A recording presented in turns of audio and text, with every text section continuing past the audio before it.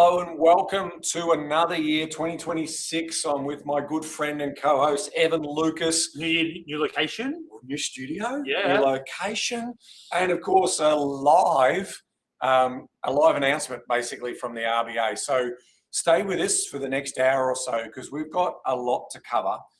We are going to take a deep dive, obviously, into the Australian market, where before the announcement at 2:30, we're going to go deep and rich into the inflation story, because obviously that's the trigger for why we are at a live call here today.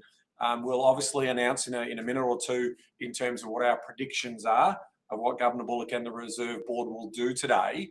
But we'll also then start to fast pace into the Australian economy, but hang around because we're also going to debate the US economy in some serious detail, right? So we are going deep on the biggest economy in the world, which is about 20% of the global economy.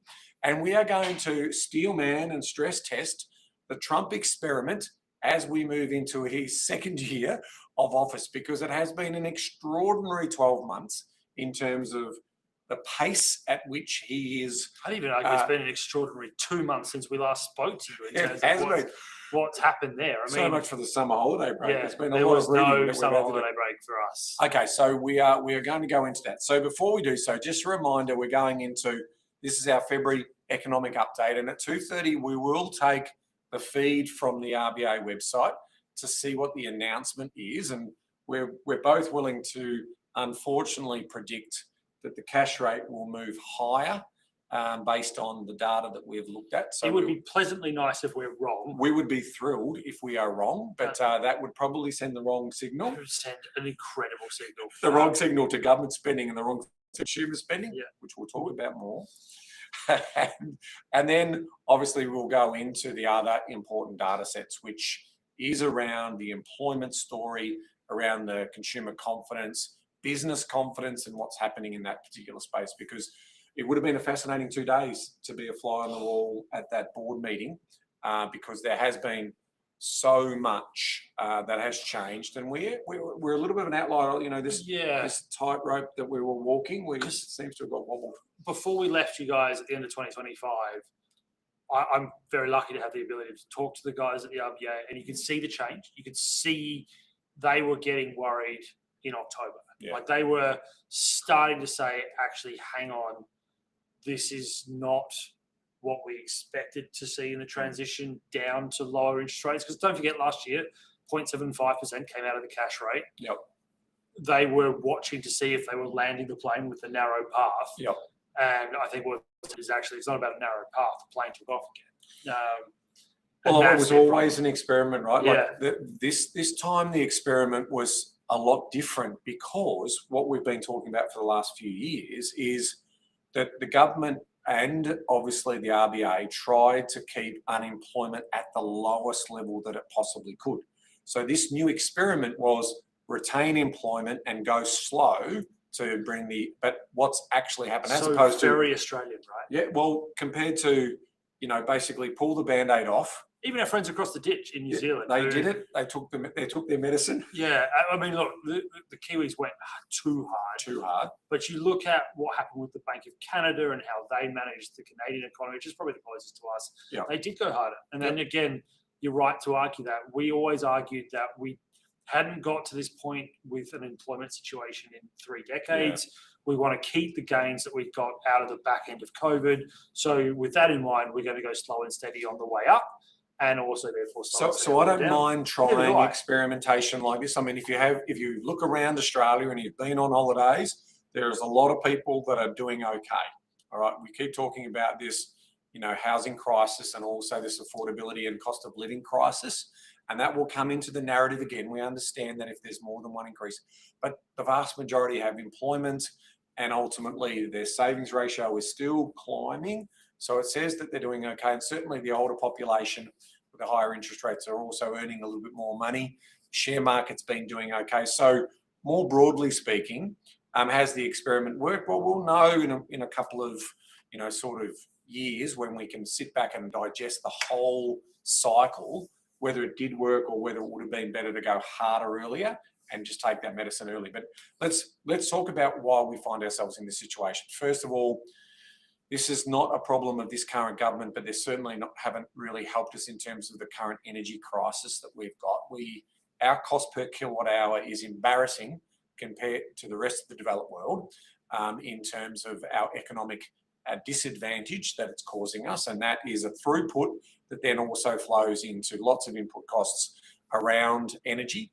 And then the other one is the government spending. So again, the Labor Party with their no one left behind mandate has been spending like drunken sailors and moved the GDP spend. 27% of GDP. So before that was 23, was sort of the gentleman's agreement. Yeah. So outside of COVID, we need to put COVID to one side. Correct. This is the highest level of of government spending to GDP since 1986. Yeah. Now, the other thing that's so concerning about it is that from leading into the election versus the mid-year economic update we got in December, there's a $56 billion discrepancy. Yeah. And don't forget the extra $25 billion boost into health. So this is also the relationship between the feds and the states. Yep. Right. So the feds collect it, the states spend it. Yeah. And there's an argument that actually what they've been doing is pulling out money into the states to do the care economy. Yeah. So aged care, healthcare has been where most of it's been. The NDIS, and despite the change that's supposed to happen around, the autism, trade-off, the autism stuff. Yep. Again, the argument's been made. Who's picking up the bill of that? Yeah. They've just announced they're going to push it back by 6 months. Mm. So you'll hear this a lot. What's been said and what's actually been done aren't lining up at the moment. So we better keep moving because we're going to get into time. But let's talk about what matters. So what we're seeing here is obviously the trend in the consumer price index. So this is our inflation tracker, the basket of goods, and we can see that the RBA through the ABS has been getting new improved data points in terms of monthly versus quarterly, but there's still a lot to happen here in terms of washing that through.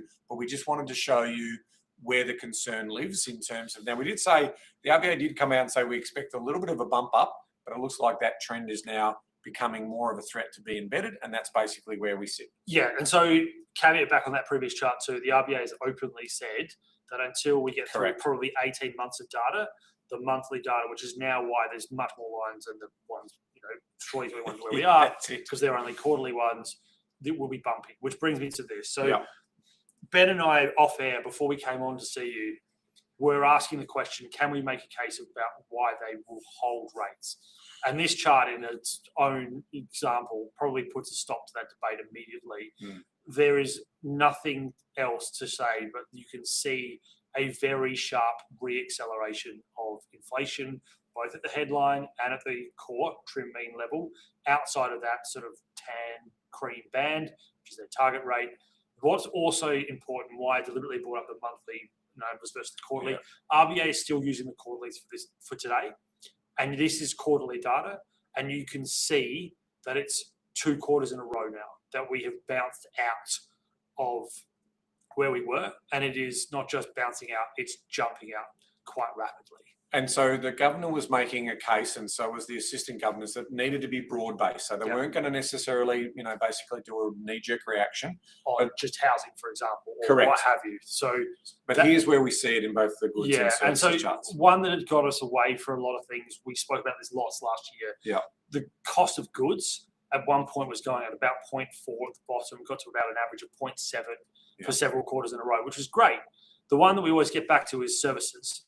Because services, which is that dark blue line, we are a service economy, but services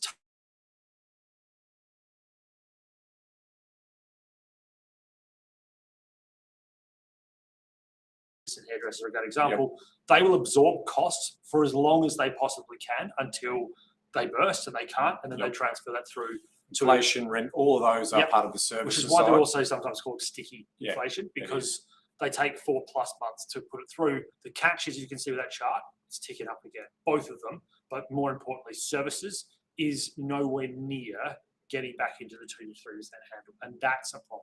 And so when we go and break it down, we can see here, I want to spend a little bit of time talking about the weighted averages, because if someone, let's say you're the first time you've had a mortgage is in 2025, You're going to have to learn about this stuff because obviously this is the blunt instrument in terms of what sets the cash rate for our variable mortgages, and that's why it hurts us so much. So we can see here in terms of the weighting, you can see food and non-alcoholic beverages, 17% of the weighting. Housing. Now, housing is not necessarily the price of housing. We need to remind you that it's rent and also the input cost on new builds, okay, and energy. So that's where energy sort of fits in predominantly into this mix, and that's why it's got that higher weighting. Then you got transport, which is also the secondary energy, which is the oils and all of those other inputs, and that makes up 11%, and 13 is recreation and culture.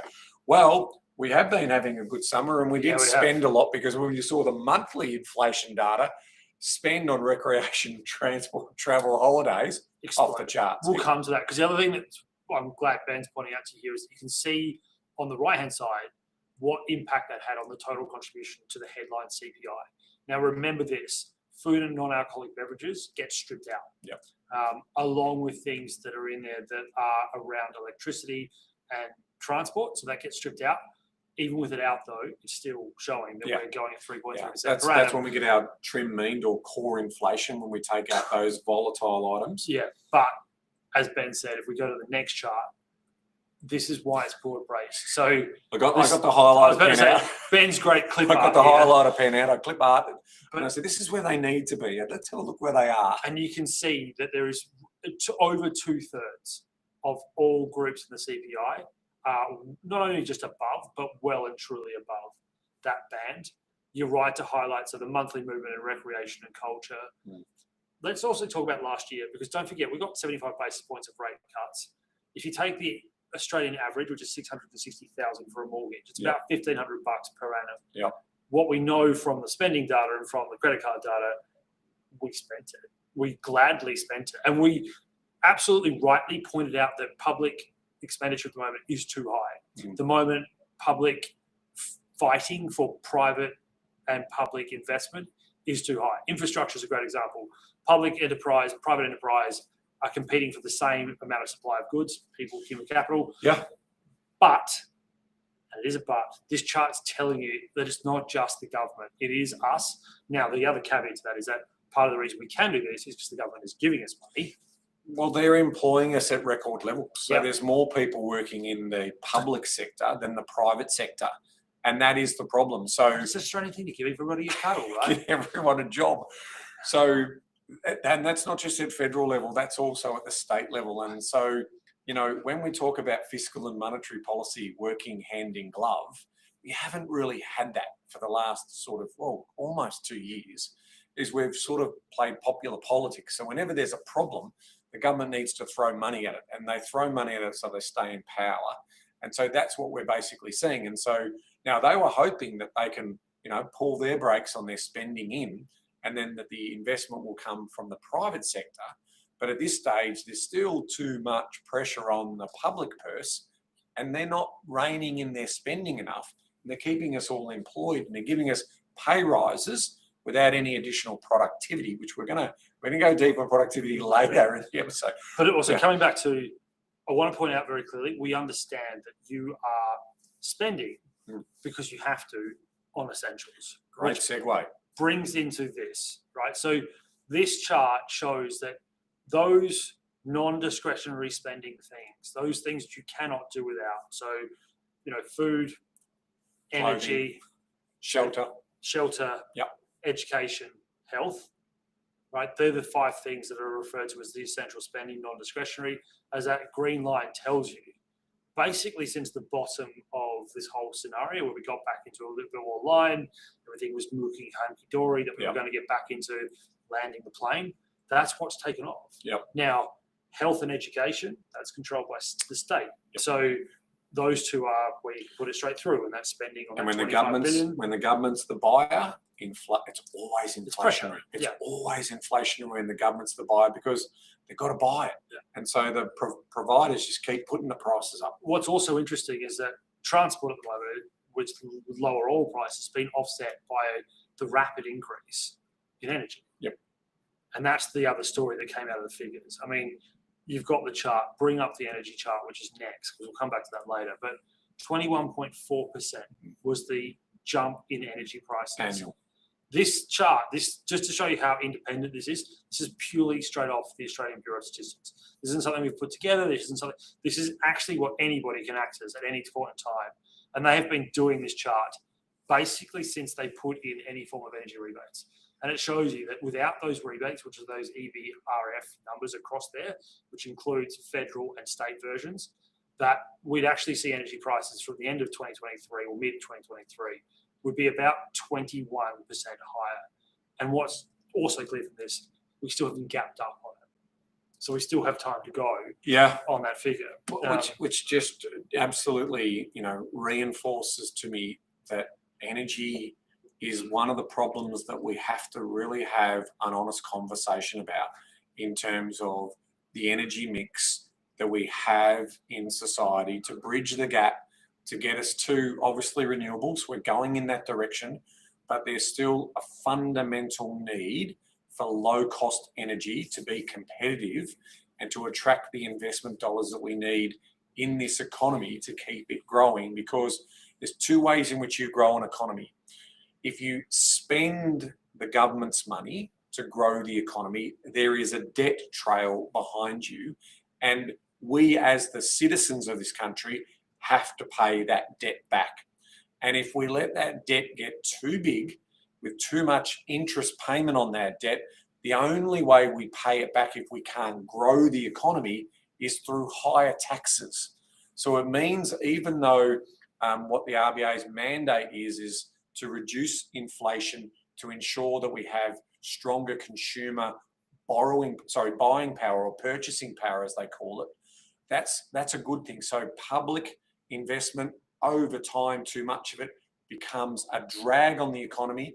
Private investment, after the back of our gold rush and our, building the economy off the sheep's back, the last 100+ years, the economy has grown through private investment, through that being mining, through that being any other types of investment in critical infrastructure. So all of those things have led to the current conditions that we have as in a country. And, grade our economy, it's probably a B-, a C+ in terms of how well we perform, and we'll take a deeper dive against the US economy later on in terms of part of that story. But it just says to me that we've got to have this honest conversation around energy. Rebates are, again, sugar hits. They're vitamins rather than anything else, because we then rely on the government to bail us out in terms of that, and that's a problem in terms of how we see the economy. I would argue they're worse. They're indiscriminate. Right? That's terrible. So because they're indiscriminate, they don't actually target what needs to change. No. So energy, completely agree with your story. The caveat that I would put into with what's on screen, with what possibly could be argued, okay, in hindsight, maybe, but what you're talking about, and we'll come back to the US in a minute, I know we're a minute away from getting the RBA, but Australia is not great with risk. We are a very risk-averse country. We take things very conservatively. We like to have the ability to sort of have what I refer to as the singularity. The numbers tell us the answer, right? So if we don't do X, we will therefore don't get it wrong, and therefore keep going.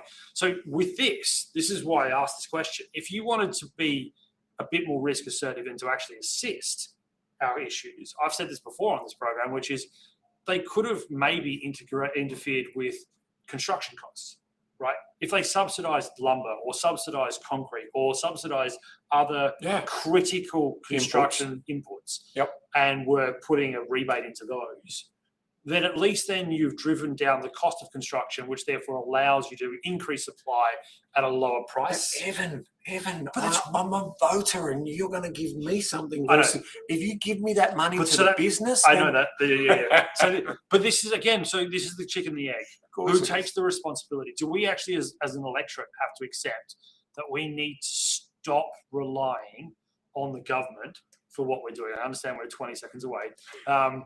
Because what we also do, but we can't. Only because we've been taught that basically the government fixes all of our problems. Then we have to have a bottom out, and then ultimately after the bottom out, we go, we did need to do that. We do need to be fiscally responsible because it gives us longevity around what that story looks like. All right, so let's now refresh. If I've got this right, everyone's refreshing at the same time. Yeah, it's freezing on the cash rate, so it's frozen up because everyone wants to know the answer. in terms of what's happened to the cash rate, and it's still showing December 10. So from that, there it is. It's gone up. So 25 basis points. 25 bips. So I'll let Ben talk. I'm going to read into it, but as expected, 25 basis points were put in to the cash rate. I think what you need to look at is that the first 3 paragraphs, as you'd expect under the new thing, is to actually, in fact, it's a very short statement because it's the new one of the year. All right, have a look at it whilst I just talk to the story. So let's wrap up the situation that we're in.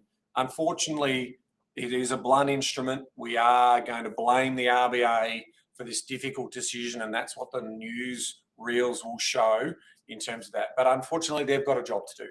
They're the independent umpire in terms of how much cash they release in the economy to get the economy to be able to be growing without getting too inflationary, because inflation ultimately kills our purchasing power and reduces our living standards over time. It means that our money is caught up in costs that don't necessarily bring us a greater good. And so they've had to do this particular measure. Now, 25 basis points is the first. What I'm interested to know from Evan after he gets through the statement here is, are they signalling that this is potentially one of several, or are we just pumping the brakes to send a shot across the bow to say, everyone, including government and including consumers, just get back to what we've talked before about in terms of keep your money in your pockets for a while, slow the economy down, slow unemployment down. One line. Yeah. The board judged that inflation is likely to remain above target for some time, and it was appropriate to increase the cash rate target. That is saying for some time, then they will continue to do the work to get it back down, and therefore you cannot rule out one more. So there will be data-led, I'm sure, as part of that particular story in terms of what that looks like. It's that data-led, it's even more, the language has changed. The board will be attentive to the data and the evolving assessment of the outlook. So that is stronger language, much harder view on inflation, very much talking about the fact that one of the other thing they point out, their capacity pressure reflects in part greater momentum and demand seen in recent months. Yeah. Growth in private demand has strengthened substantially more than expected. So that's what we talked about before. Yes, the government is certainly spending too much at 27% of GDP, but we're taking that money gleefully and putting it into the economy with price pressure. You cannot, with this statement, rule out one more. I don't think it says more than 2 in terms of, again, reading the tea leaf. Let's call it what that is. Yep. But they have signalled very clearly they are now very worried that we are at capacity, probably at around 4% cash rate, so 4.1. But about capacity is 4%.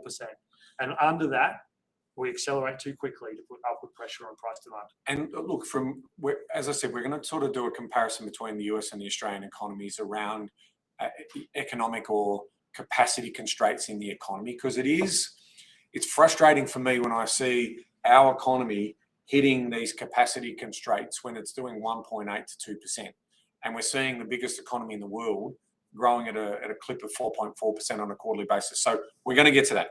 Let's now unpack some of that other data whilst Evan also just studies the reactions of the market. So I want to talk about the unemployment rate and the participation rate. So what also would have played on the minds of the board and the RBA is just this whole story of a drop in the unemployment rate. So our seasonally adjusted unemployment rate fell to 4.1% in December from a reading of 4.3 in November, below the expectations of a reading of 4.4. It marked the lowest jobless rate since May, as the number of unemployed people dropped by 29,800 to a 7-month low of 628,600 in December, from 658,400 in November. Among them, the number of people seeking full-time jobs fell by 21,400 to 421,700, while those looking for part-time work shrank by 8,400 to 206,800. Meanwhile, employment rose by 65,200 to a record high of 14.68 million, well above forecasts of a 30,000 person gain, rebounding from an upwardly revised drop of 28,700 in November. Full-time employment rose by 54,800 to 10.10 million, by part-time employment jumped in that season of December by 10,400 to 4.48 million people, including our 15-year-olds to 18-year-olds who are finishing school and getting a school-type job. And then obviously our university students are also finishing their degrees. Every year you see in December that there's a big spike in that age group, the 25 to 24-year-old bracket, and that's been highlighted. It's particularly that 24-year-old group, which is great. They're the ones coming out of university and are actually entering the market normally in January, which is also why in January you see this quite nice boost of employment. And the participation rate ticked up to 66.7% from 66.6% in November, but below estimates of 66.8%. The underemployment rate decreased from 5.7% from 6.2% in November. Additionally, total monthly hours worked across all jobs advanced by 8 million to 2,001 million hours. Yeah, that right? 2,001 million hours. Look, that's an improvement in productivity. So we will take that. Also want to ring fence out. You need to also remember that the employment data is good. Yeah. Right? So this is the double-edged sword with it, is that participation rate has never been higher. Yeah. Almost record highs. Yeah. The level of female participation rate is at a record all-time high. That's great. As Ben just pointed out, hours worked is also moving towards a record all-time high. Output is actually moving. So the employment is great. The catch with it is that if we feel stable in our jobs and we feel stable in where we are, it does increase spending. Double-edged sword. As I said, I just want to understand that if you've got a job, that's great. And not only that, it gives you a confidence that goes there. Don't be upset with good employment. This is going back to what markets got a really bad psychological impact themselves on in 2010 through to even all the way through today. 2019, bad news was seen as good news, and good news was seen as bad news because it created a market reaction to the inverse, because good news meant we won't get a rate cuts, right? And back in those 10 to 10s years, those 20, two tens, rates were higher. Rates were lower. Right? Yeah. So the risk around rate rise, blah, blah, blah, wasn't there. It was more about we just want more free capital. And we've got into this lull that's the norm. Now we're on the flip side of that. Admittedly, COVID's thrown the wrench in.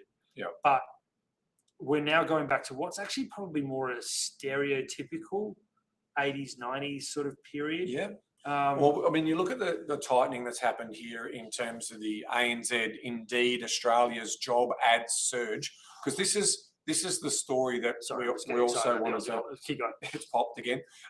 So just from that point of view, this is what throttling the economy does. It's meant to slow down jobs because it's meant to slow down the investment in the economy at both sides. And that's what we were seeing. But you can see that the last chart there, that we did see a surge of 4.4% month on month in December, rebounding sharply from a revised 0.8 decline in the prior month and marking the first increase since July. It's also the strongest monthly expansion since February of 2022, indicating a renewed pickup in hiring demand towards year end. The rebound likely reflected seasonal recruitment ahead of the holiday period, easing concerns over economic slowdown and continued resilience in the consumer-facing activity. The consumers are spending. Gains were concentrated in sectors such as retail, customer service, food services, which typically see these stronger staffing needs later in the year. On an annualised basis, and this is where it is important, because this could be the only thing that could potentially weigh on the Reserve Bank outside of the inflation story, is job advertisements fell by 3.2%, but still remain 11.8% above pre-pandemic levels, underscoring a still tight labour market despite some cooling from the earlier peaks. So we're going to keep looking at job ads, because we think that that's going to be a leading indicator in terms of where the economy is heading. Let's move on to consumer sentiment. And what we wanted to see, the big highlights in the January numbers were from the Westpac Melbourne Institute's consumer sentiment slipped 1.7% to a reading of 92.9, still in pessimistic area. January from a 94.5.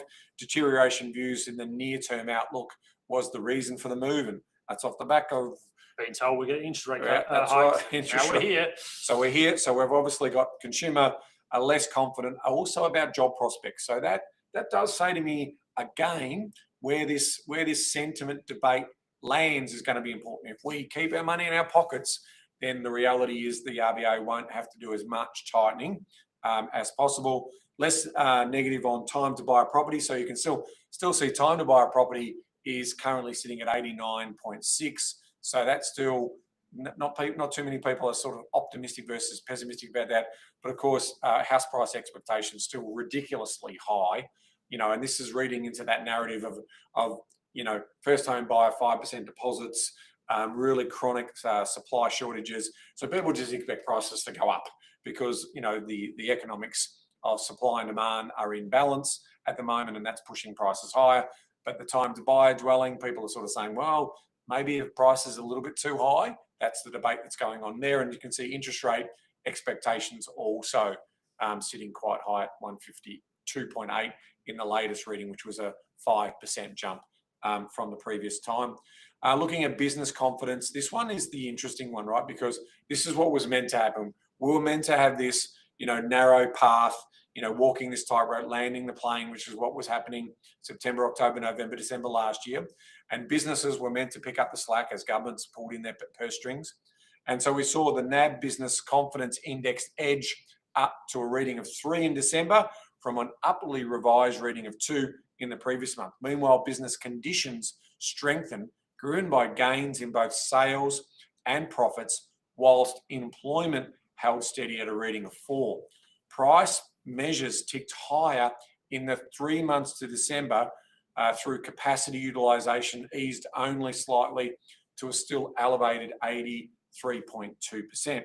Now, the survey is consistent with the view that momentum improved in the Australian economy in the fourth quarter, was the read from the chief economist, Sally Ould, noting that elevated utilisation was broad-based. So it's interesting because reading her even further, she was actually the one that really first started to hit the nail on the head around the issue around capacity. Yeah. So if you look at the business confidence numbers report that she's been doing all the way from around about September to even the one she just released a week and a half ago from when we're speaking to you, is she keeps pointing out that the capacity level in their survey was at 86%. Wow. Right. With that, so in the scheme of things, that's full capacity. That is. Right? There's not much you can scratch out from there. Yeah. You've got 14%. There's no such thing as 100% capacity. It just doesn't exist. And so what she's arguing is businesses telling you that they are doing everything they can. The pressure is still there from demand. So the only option is to basically jack up price. That's what capacity is. Test the market. Yeah. So you've got consumers willing to pay more. Yeah. Workforce, higher inflation. Equipment, workplace. That's their 3 categories, and all of them are there. So that, you can't do that. Just before we go any further, just to sort of tell you how much of a reaction to it is. The Aussie dollar is always the way to look at it. It's almost up 1% since we spoke. So that would also go back to the conclusion about another rate rise. So the market is saying, yep, we're of the belief too that they have signalled this is the first of possibly 2. Yeah. It's not being so hard that it would suggest 3, but they're saying very clearly that the first half of this year, we expect another one. So there'll be half of one up there. And particularly against the US dollar, that is also, again, we'll come to the US in a minute, but Jay Powell and co are not signalling any rate cuts happening in the States in the next 6 months.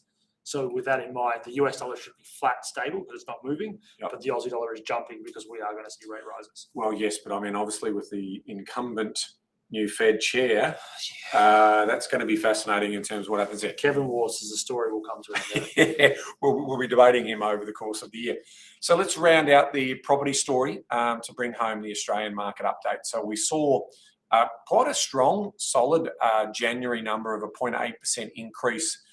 That was off the back of, remember, Sydney and Melbourne having a decrease in the previous December numbers. And we can also see the strength that's also happening in the regional markets based on 2 things.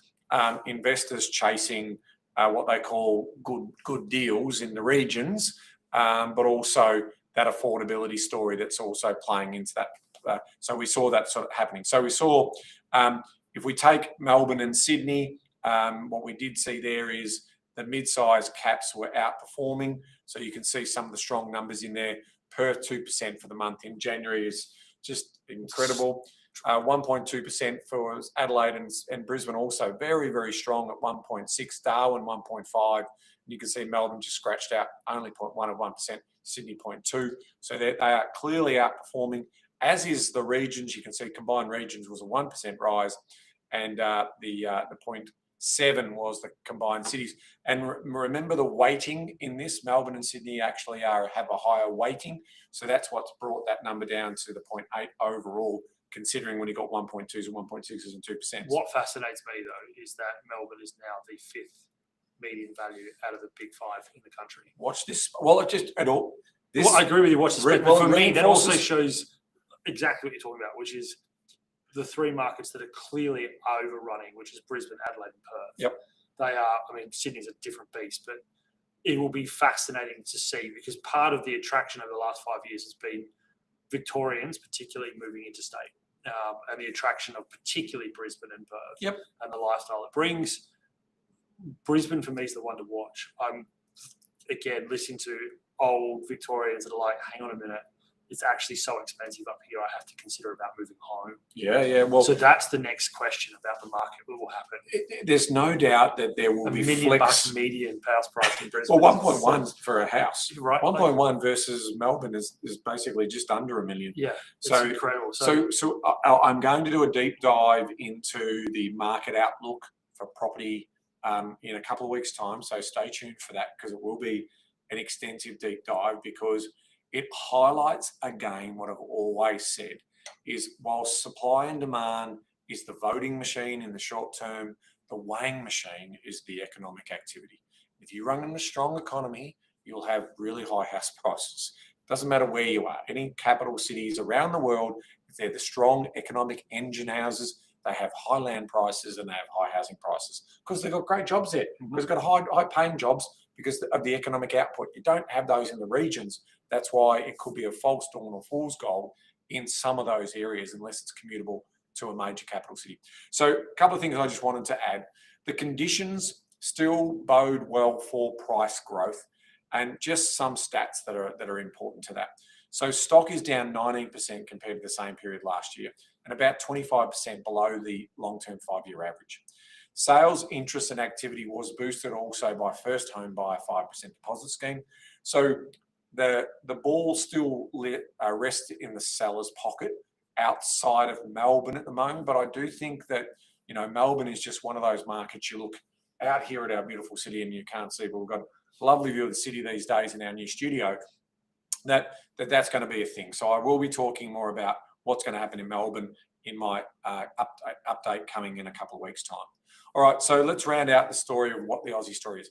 The RBA, are they one and done? No. Evan's saying no. And not that, they are now coming, so there has been 4 different economists from different places, I don't need to name who they are. All of them are saying this is suggesting that we are not done. We'll be watching her interview very shortly in terms of what happens. 40 minutes, yes. She will be live, and we will be watching that very much, because, yes, I'm not the only one saying this, nor is Ben. No. The analytical world, reading what's going on there, not only that, looking at the statement and along with the monetary policy statement, it is strongly worded that upside risk is too high. Too high. And we need to get a cap back on it. We need to cool the jets. So fiscal policy still remains something that we want to be focused on, but we're also now coming after the consumer again to say, you know what, change your spending habits, make sure that you, again, teach business that at the end of the day, your dollar is valued, and they need to be thinking about what price they put in front of you and whether you accept that price, so that keeps that inflationary pressure under control. Right, start of the episode, we promised a deep dive into the US, and have we got some intel out of the United States of America? This will be fun.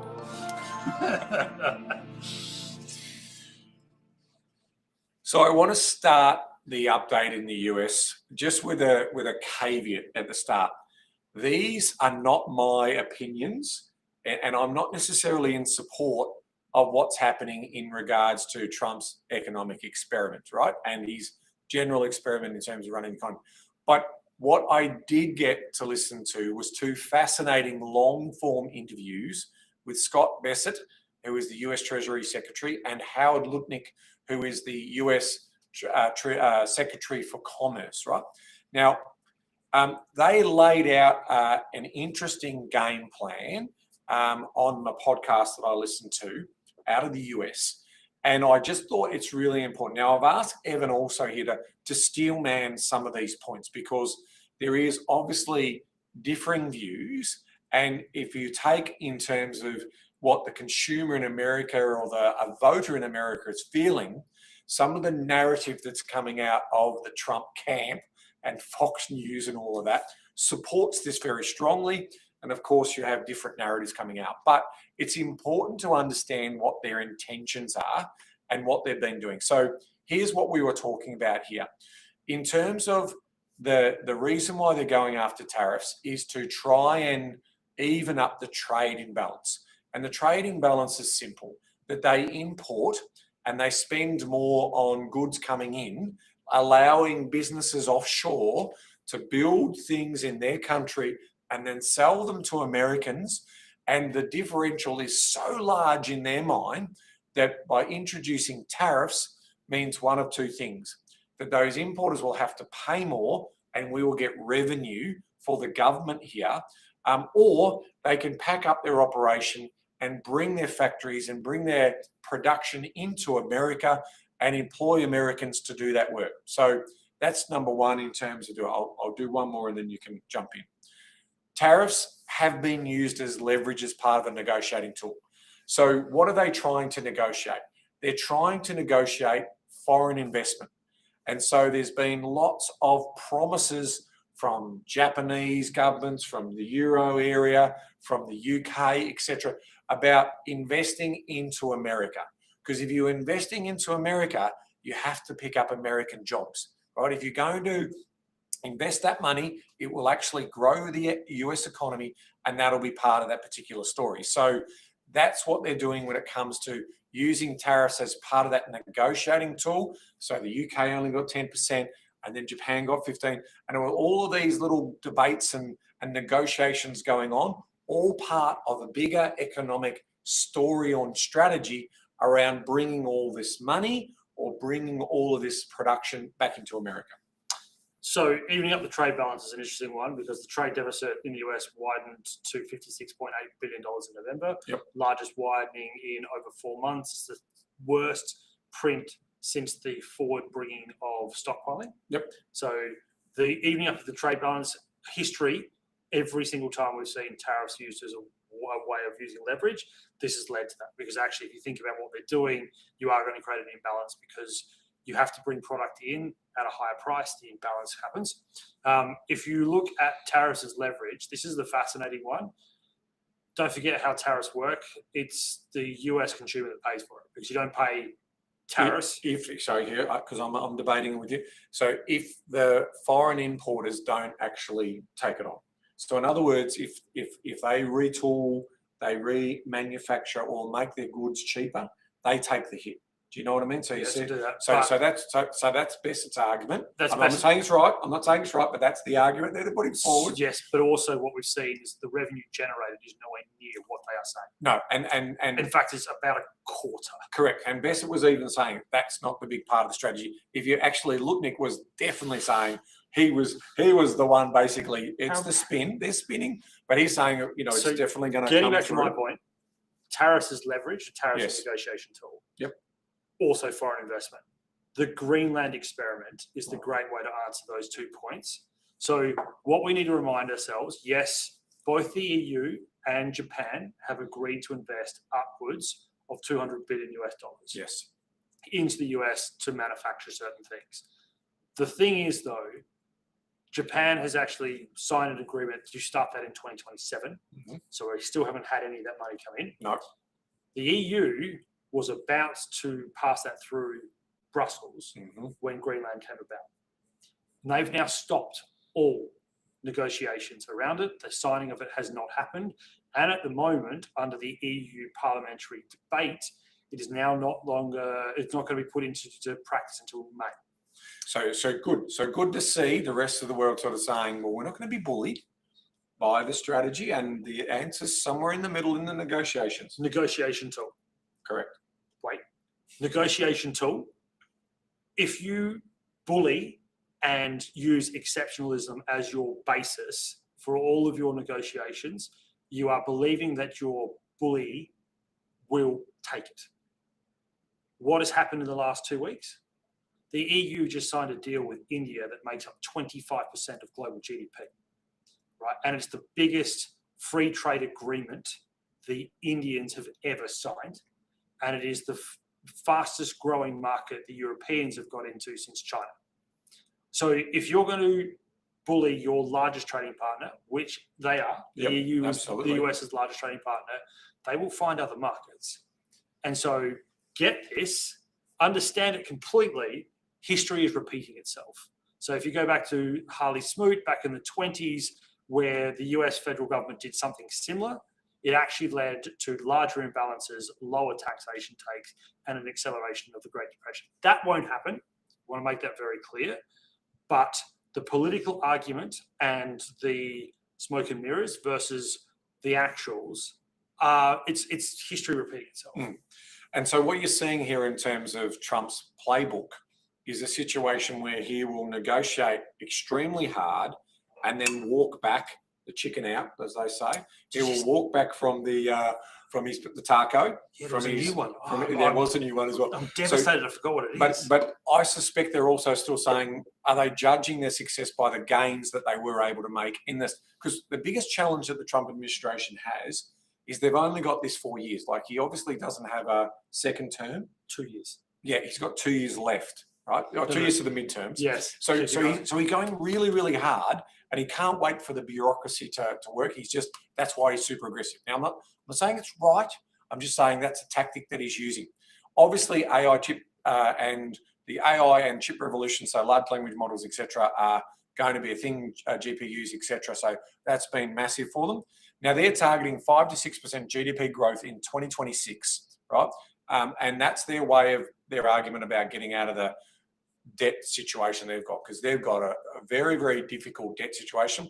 They are only saved because they're the global default currency. But here's how they're doing that. Structure reform, deregulation, so they're cutting red tape in every area that they can. They've got business investment and confidence, and I'm going to come back to that because you'll see a chart in a minute that the businesses, people are buying into it. Energy independence. Again, I think they're 13 cents per kilowatt hour is their current energy cost. Ours is like 38 cents per kilowatt hour. And if I'm wrong on that, please let me know, but it is in the 30 cents when I last looked at it.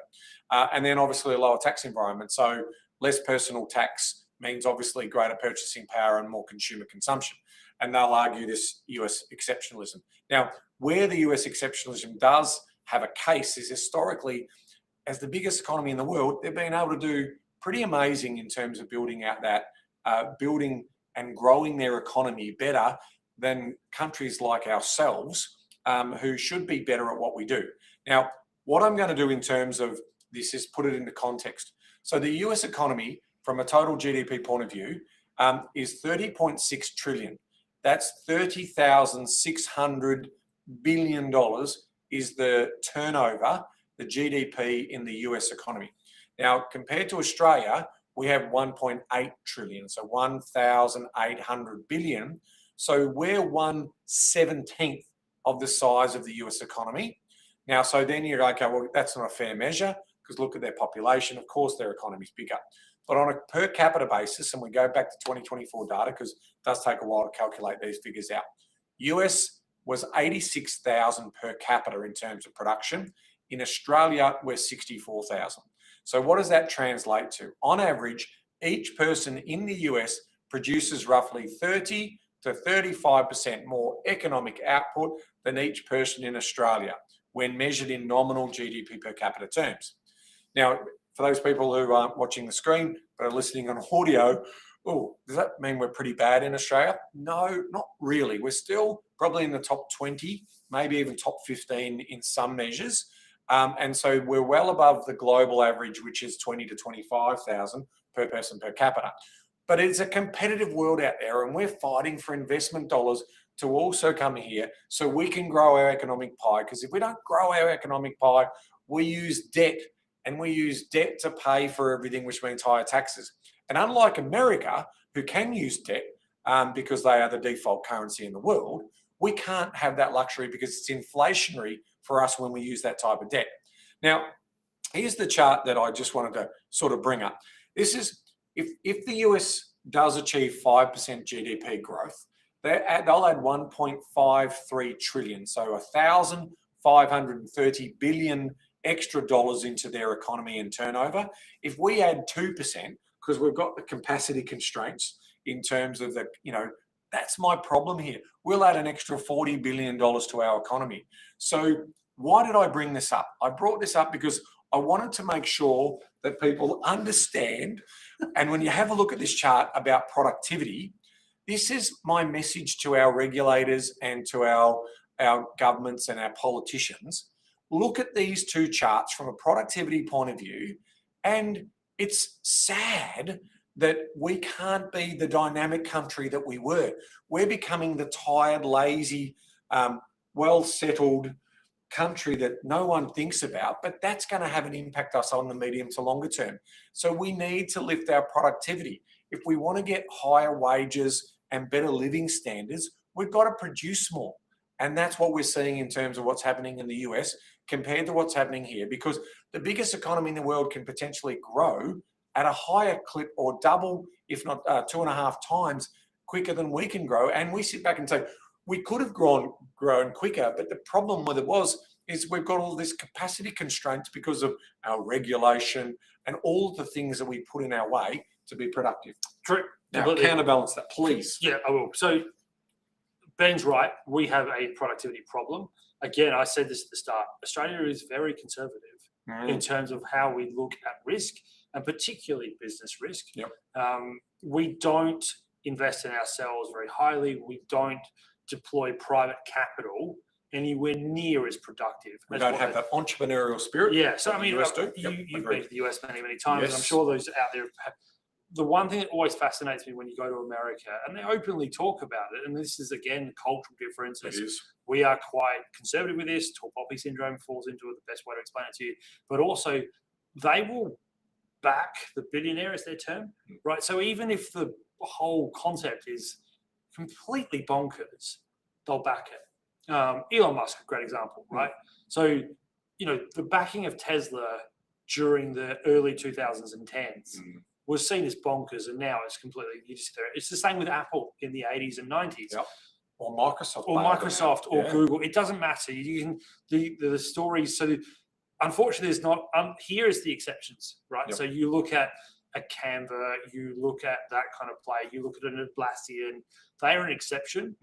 They exist heavily in the States because they will back it, which is why most investment in this country will head over there, because the capital will come. Correct. Caveat to what you said before. The 4.4% is the growth rate. It's not the annualized rate. No, that's a quarterly growth. Yep. Rate. Correct. So the annual rate. Good segue. Right. So the annualized rate at the moment is 2.3%. Yes. So it is significantly different to what the growth rate is. It's coming from a low base. And as you can see, start of last year, right, it was 1.9. It then contracted because we had the issues around inventories, the Trump administration's Liberation Day tariffs all came through in the second quarter. So you are coming from a level that allows a growth rate on a year-on-year basis to do that, but the annualized rate is only 2.3%. If they get the annualized rate to say 4.5, it will be extraordinary. That would be extraordinary. It will be extraordinary. And that's what they're playing for. They're playing for a 5 annualized growth rate. That's what Bessett and Lubnik are promoting out there. Whether they get there or not. So two things that helped with the 4.4% rate that came into it. AI. AI is one of them. Data centers. The big, beautiful bill. Of course. Right. So very big spending. If you, again, we just talked about government spending. Despite, again, all the rhetoric, part of the reason the US is, inverted commas, GDP booming. Yeah. Government expenditure went through the roof. Record level of spending. Right. So this is, again, all of the talk is about we want free enterprise, productivity, what have you. We're going to do that with a way that was from the 1900s and under the Monroe concept. What we've actually done is that we've just put record level of government spending into the economy. So we'll see how that plays out, because that was their. So my job is here to sit there and devil's advocate. My job is also here to point what figures you need to read out. Don't forget, during the last quarter, we had the longest government shutdown on record. Yes. That also will come through. We're currently see that in the data. a partial shutdown, which means that the next time you and I meet, we won't be able to give you the US employment numbers or a few other pieces of data because they are shut. Yeah. So if Donald Trump doesn't like the person, he'll sack them as well. So or if he doesn't, imperialist attitude. So, well, yeah, I mean, they're friends across the Pacific that they like to point their fingers at. The country's starting to see pretty similar ideas. Yeah, we're just sure. All right. So what we'll do, so we'll see how that plays out. But we've set the agenda for the US in terms of to see how they'll roll out. Now let's wrap up the data for the month of the US, and we'll close out the show. Because I want to go and watch what Michelle Bullock says. Exactly. Okay. US economy expanded at an annualized rate of 4.4% in Q3 2025, slightly above the initial estimates of 4.3, and marking the strongest GDP growth since Q3 of 2023. The upward revision primarily reflected stronger exports and a smaller drag on inventories. Bingo. Robust growth was driven by firm consumption spending, a rebound in exports and higher government outlays. Consumer spending rose by 3.5%, unchanged from the initial estimate, and the fastest pace in the year accelerated by 2.5% in Q2. Exports surged 9.6%. That's pretty much data centers and AI, I suspect, is what's going out there. Revised up from 8.8% and rebounding from 1.8% decline in the prior quarter as exports fell 4.4%. Obviously, imports and tariffs are having an effect, extending the decline seen in Q2. Government spending recovered 2.2% versus negative 0.1%, whilst the drag, and that was off the back of the shutdown, whilst the drag in private inventories eased significantly, subtracting just 0.12 percentage points from growth compared to 3.4 percentage points for Q2. Meanwhile, fixed investments increased 0.8 below the initial estimates of 1% and slowed sharply following the 4.4% in Q2. So they're going big on energy, they're going big on other things, but that could mean the consumer in America could reject their strategy, because if they're going to have to pay higher prices in their state or town because all of that data centers are drawing all that energy, watch this space. All right, let's go now to looking at monthly inflation data. We saw the US consumer increase by 0.3% month on month in December, matching the market expectations and repeating the rise in September. But I will add, nothing in there that's worrying me too much about inflation. Their target is 2%, remember, sitting at 2.7%. The annual inflation rate in the US remained at 2.7% in December, the same as November. Price pressures eased notably for energy sector, with price rises much slower pace, 2.3% versus 4.2%, driven by declining gasoline prices, negative 3.5% versus +9%, and a moderating in fuel oil inflation, 7.4% versus 11.3%, while natural gas prices rose more sharply, 10.8% versus 9.1%. Natural gas is going up because the turbines that they're building to obviously power these new data centers. Prices also increased at a slower rate for used cars and trucks.